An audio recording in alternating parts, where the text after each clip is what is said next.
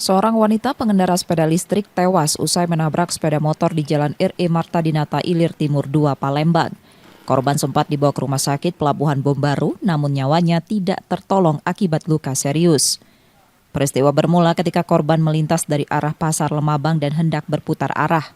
Diduga jarak terlalu dekat membuat sepeda listrik yang dikendarainya menabrak ban motor hingga terjatuh.